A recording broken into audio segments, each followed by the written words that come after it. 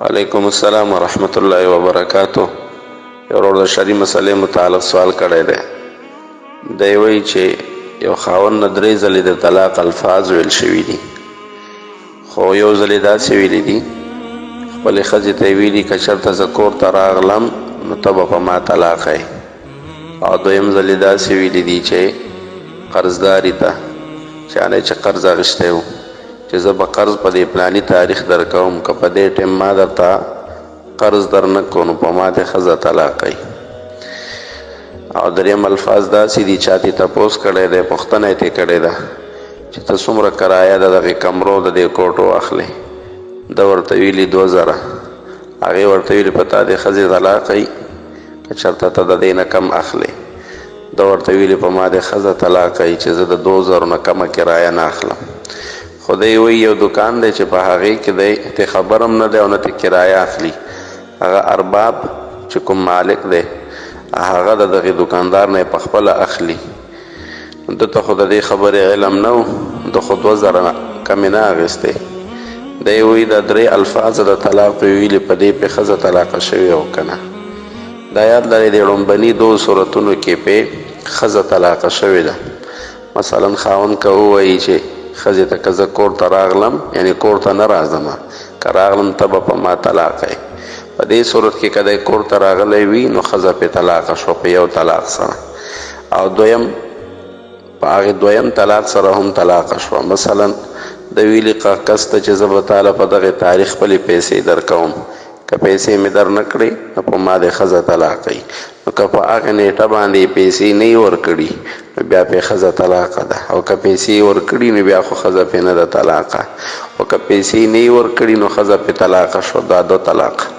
او دا 3م طلاق نه دی واقع شوی.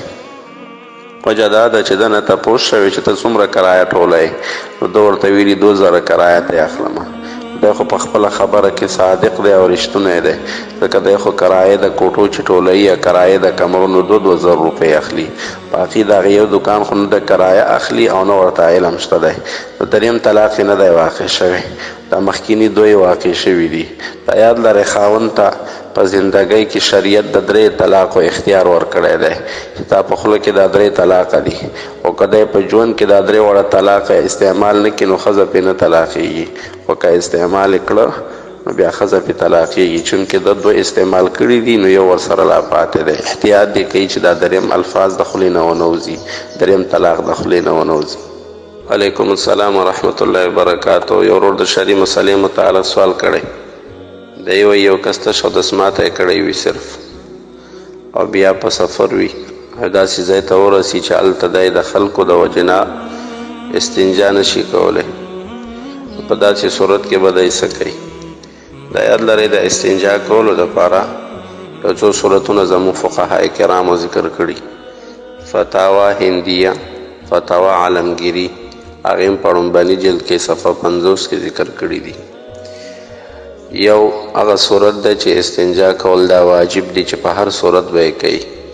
دا هغه صورت دی که یو کس غټ اودسماتي ته ناست وي او د هغې د وجې نه د ده دا نجاست زیات ځای ګنده کړی وي، مخرج چې د کوم ځای نه غټ اودسمات ته راوځي د هغې نه چارچاپېره ځایونه هم ورسره ګنده شوي وي او نجس شوي وي.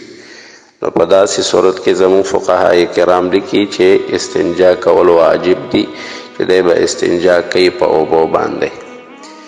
دویم صورت دا هغه دی چې استنجا کول پکې سنت دي. مثلا یو کس غټ اودسماتي ته ناست دی لیکن زیات ځای ته نه دی ګنده شوی، نجاست ته خور ور شوی نه دی، صرف غټ اودسماته یې کړی دی، چارچاپېره ځایونه ترې نه نجس شوي نه وي، ګنده شوي نه وي.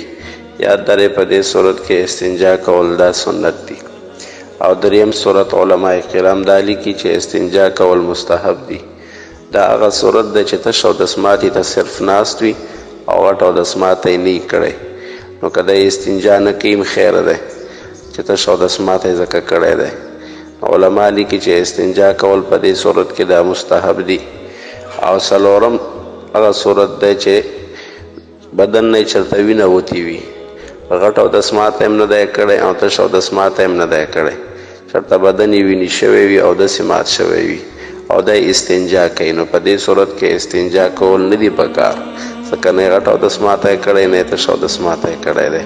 په دې صورت کې که د استنجا کوي دا اسې اسراف دی، اوبه استعمالول دي بې ځایه.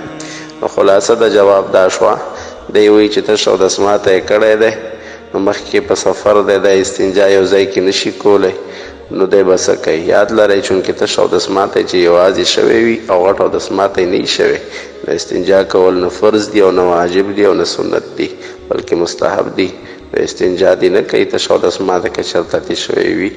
البته اودس ماتی وچ کړی وي په همدغې کاغذ باندې چې کوم عام استعمالیږي تش اودس ماتي دپاره، چې په دې اودس وچ کړی وي نو ضرورت نشته چې دی په اوبو باندې بیا دوباره استنجا وکړي. وعلیکم السلام ورحمت الله وبرکاتو. یو ورور د شرعي مسلې متعلق سوال کړی. دی وایي چې په ایران کې شیعهګان اهل تشیع هغه په خاصه ورځو کې څه خیراتونه کوي. دی وایي موږ هغې نه خوراک کولی شو که نه؟ دا یاد لرئ د هغې د خوراک نه زموږ فقهای کرام لیکي تاسو اجتناب کوئ، چې په کومه عقیده باندې دوی دا مراسم کوي یا په خاصه ورځو کې دوی کوم رسومات کوي، دوی په کومه عقیده باندې چې کوي نو هغه اکثر هغه عقاید درست نه وي، د شریعت خلاف وي. د دې وجې نه تاسو د هغې د خوراک نه اجتناب کوئ، ډډه کوئ، هغه مه خورئ. وعلیکم السلام ورحمت الله وبرکاتو. یو ورور د شرعي مسلې متعلق سوال کړی دی. دی وایي یوه زنانه د لاسونو ویښتان لرې کوي، ایا دا کولی شي او که نه؟ دا یاد لرئ دا مسله شامي هم لیکلې ده په 9 جلد کې صفحه 536 کې.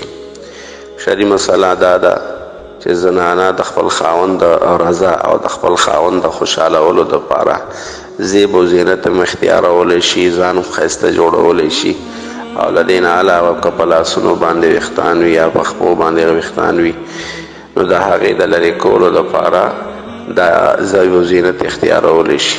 نو خلاصه د جواب دا شوه زنانه هغه ویښتان د لاسونو د خپو د بدن د خاوند د خوشحالولو دپاره د هغې لرې کولو اجازت ورته شرعاً شته دی. وعلیکم السلام ورحمت الله وبرکاتو. یو ورور د شرعي مسلې متعلق سوال کړی. دی وایي چې یوه زنانه د رمضان په میاشت کې دوایانې استعمالوي د دې دپاره چې ماهواري پې بنده شي او حیض پې بند شي او دا روژې دا ونیسي ښه په اهتمام سره او روژې خرابې نه شي. سوال دا کوي چې آیا دغه دوایانې استعمالول د حیض د بندولو دپاره یا د ماهواري بندولو دپاره دا شرعاً درست دي او که نه؟ دا یاد لرئ فتاوا فلاحي لیکلي دي 4 جلد کې صفحه 214. که چېرته داسې دوایانې استعمالوي چې په هغې باندې د تولد چې کوم قوت دی د ماشوم د پیدا کېدو چې کوم قوت دی که هغه په دغې دوایانو سره متاثره کېدو نه یا په دې سره ختمېدو نه یا څه نقصان یې ورته نه رسوو نو بیا دغه دوایانې دغه زنانه استعمالولی شي په رمضان کې د دې دپاره چې حیض بند وساتي. البته که چې په دې سره تولد قوت ته نقصان رسېدو یا اثر پې غورځېدو نو بیا دې دغه دوایانې نه استعمالوي. خو عام فقهای کرام اجازت ورکوي چې داسې دوایانې استعمالول چې حیض او ماهواري پې بنده کړي نو استعمالولی شي رمضان په میاشت کې. وعلیکم السلام ورحمت الله وبرکاتو. یو ورور د شرعي مسلې متعلق سوال کړی دی. دی وایي چې یو زنانه اپریشن و، د هغه اپریشن دپاره ماته یو ملګري وویل چې څه تعاون ورسره وکړه نو هغه غریبانانو نو ما هغې له پیسې ورکړي دي او د اپریشن دپاره، خو نیت مې پکې د زکات کړی دی.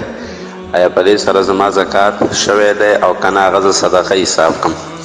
دا یاد لرئ د زکات ورکولو په وخت کې چې چا نیت د زکات کړی وي چې دا د زکات په نیت باندې زه ورکوم نو د ده زکات شوی دی. نو تا په هغه وخت کې چونکې نیت د زکات کړی دی نو ستا دا زکات شوی دی او که هغه مستحق د زکات هم وي یعنې زکات پې کېدو هم نو بلا شک و شبه ستا زکات شوی دی.